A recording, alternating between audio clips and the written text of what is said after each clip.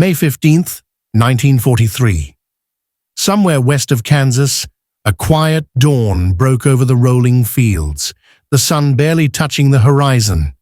Far from home, yet tethered by duty, Lieutenant Craig D. Campbell stirred awake. A thin man of 26, born in Austin, Texas, harboring a secret few could imagine. Since 1941, he had served as aide-de-camp to General Dwight D. Eisenhower, a young officer entwined in the epic struggles of a world at war. Yet here he was, a prisoner in the frozen barracks of Oflag 64, Schubin, Poland, surrounded by men captured by the relentless Wehrmacht. The bitter cold seeped through the wooden walls, through the very fabric of their uniforms, but it could not touch the fire in their hearts, the stubborn pulse of survival that refused to bend. Campbell's journey to this desolate camp had begun thousands of miles away, in the scorching sands of Tunisia. Months before, he had pressed Eisenhower for the chance to see battle firsthand, to taste the raw edge of war beyond the pages of strategy and reports. Eisenhower had consented, leaving him with the 9th Infantry Division for a brief posting, unaware that the young lieutenant's wish for action would swiftly become a test of endurance, of secrecy, of courage. March of that year had brought chaos. The Africa Corps, swift and brutal, struck without warning. Campbell, assigned to the 2nd Battalion, 47th Infantry, found himself at Hill 369 near El Ghouta, raked by artillery and engulfed by smoke and screaming men. Amid the carnage, he and Lieutenant Sid Thal took cover in a foxhole, their hands gripping rifles that offered fragile hope against the onslaught. Ammunition dwindled. Water vanished. The night swallowed them as 7 officers and 205 enlisted men were rounded up, shackled, and transported into captivity. The journey to Schubin was silent, broken only by the occasional bark of German commands, the shuffle of boots over frozen ground, and the unspoken fear of what lay ahead. Campbell, though a man of strategy and intellect, wore the guise of a junior officer. He spoke little, revealed nothing. The Nazis were unaware that he had been Eisenhower's confidant, that he carried in his mind the delicate maps, the plans, the whispers of the Allied command. He feared the cruelty that knowledge might invite, the torments that could shatter more than just his body. Meanwhile, across the Atlantic, Eisenhower received word of his aide's disappearance with a heartbreak too profound for words. Craig was not only my personal ADC, but my favorite young man in these forces, he wrote to Campbell's parents, mourning the loss of a loyal soldier whose courage had never been measured in medals, but in the quiet constancy of service. In Schubin, Campbell was not alone. The camp held men of distinction, men whose presence alone gave shape to the fragile order within the walls. Lieutenant Colonel John Knight Waters, the son-in-law of General George S. Patton, stood as a pillar among them. Handsome, composed, with a tight smile and an unwavering sense of discipline, Waters had been forced to surrender, commanding an armored group, caught in the same cascade of defeats that had ensnared Campbell. In the camp, Waters imposed a regimen of daily shaves and uniform inspections, a structure that some resented, but all came to understand as the lifeline of morale. He believed, as Patton did, that if you took good care of your men, they will take care of you, his son would later recall, words that echoed through the cold corridors of captivity. Yet there was another thread in this tapestry of confinement, a young lieutenant whose life had been destined for stories beyond the battlefield. John Hadley Nicanor, Jack Hemingway, eldest son of the famed novelist, moved through the camp with the weight of his own history. Born in Canada, raised amid the salons of Paris and the peaks of the Austrian Alps, Guided by godparents like Gertrude Stein, Jack had seen a world of color and culture before war had painted it all in shades of gray. He enlisted in 1943, joining the military police, and through a combination of skill, language, and lineage, found himself in the Office of Strategic Services, the clandestine forebear of the CIA. Missions in occupied France honed his courage and cunning, yet it was a mission in the Vosges Mountains that would bring him to the same frozen barracks as Campbell. October of 1944, mere days after his 21st birthday, found Hemingway guiding OSS Captain Justin Green through forests thick with menace. A German Alpine unit appeared, a firefight erupted, and death claimed its due.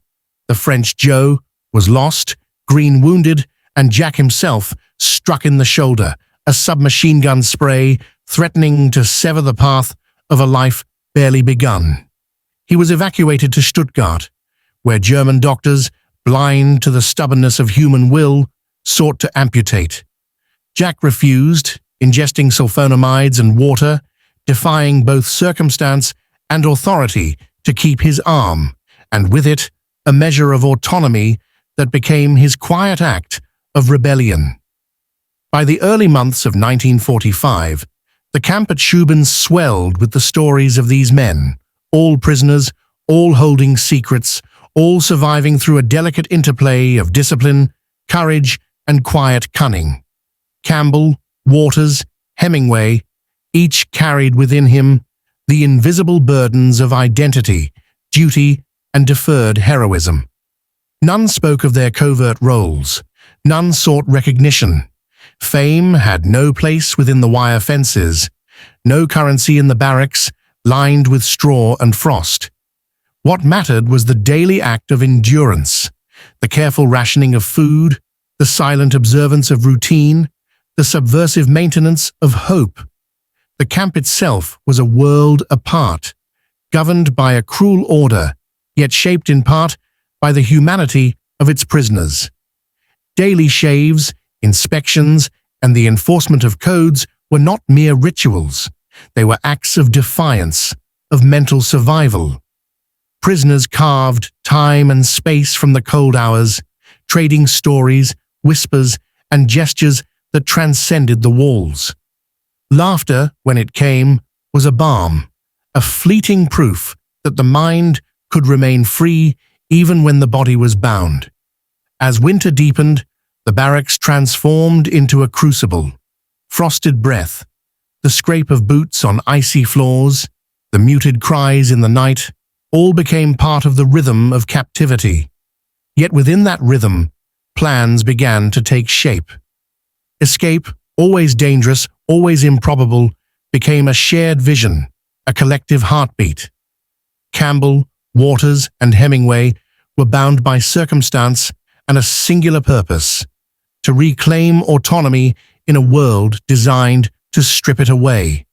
Each man contributed what he could: Campbell's strategic mind, Waters' discipline, Hemingway's daring and knowledge of occupied territory, weaving together the threads that would one day allow them to slip beyond the confines of barbed wire and watchtowers. The months that followed tested every measure of resilience. Supplies were scant. The cold gnawed at bodies unaccustomed to such relentlessness. Guards were ever present, their eyes a constant reminder of the fragility of freedom.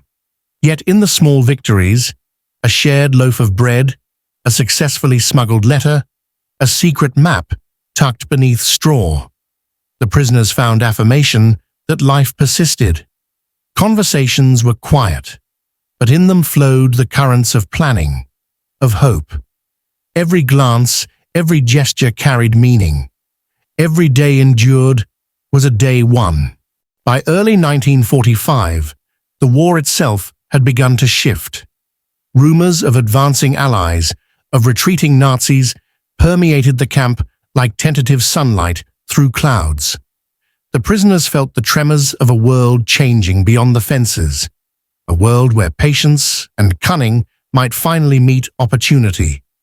Campbell, always mindful of the eyes that might see too much, coordinated in silence. Waters maintained the moral and physical integrity of his men. Hemingway, with the skill of a born strategist, prepared for the impossible with the steadiness of someone who had faced death and survived. The night of the escape was not marked by fanfare. No trumpet sounded, no heroic charge announced itself.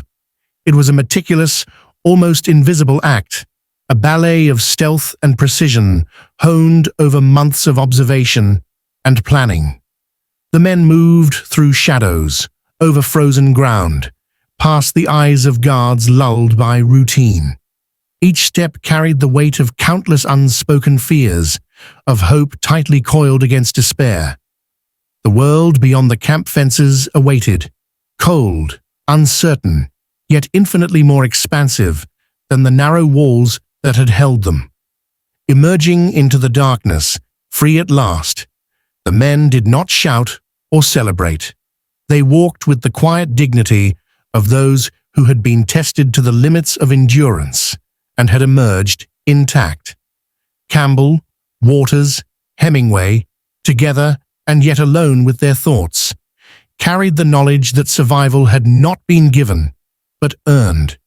The air of liberation was sharp and electric, each breath a reminder of life reclaimed. In the aftermath, as they navigated through occupied territories towards safety, they became aware of the profound connection between suffering and resilience. The war had demanded more than courage. It had demanded secrecy, patience, discipline, and an unwavering faith in the human capacity to endure. Each man's story, though unique, was interwoven with the others, a tapestry of survival and quiet heroism that would echo long after the war ended. It was in these moments of stillness that the true victory was understood. Not in medals, not in headlines, not in the recognition of the world, but in the simple, unspoken truth that a man could retain his honor, his purpose, and his identity even when the world sought to strip them away, that even in captivity, a mind could remain free, a spirit could remain unbroken, and hope could endure where all else seemed lost.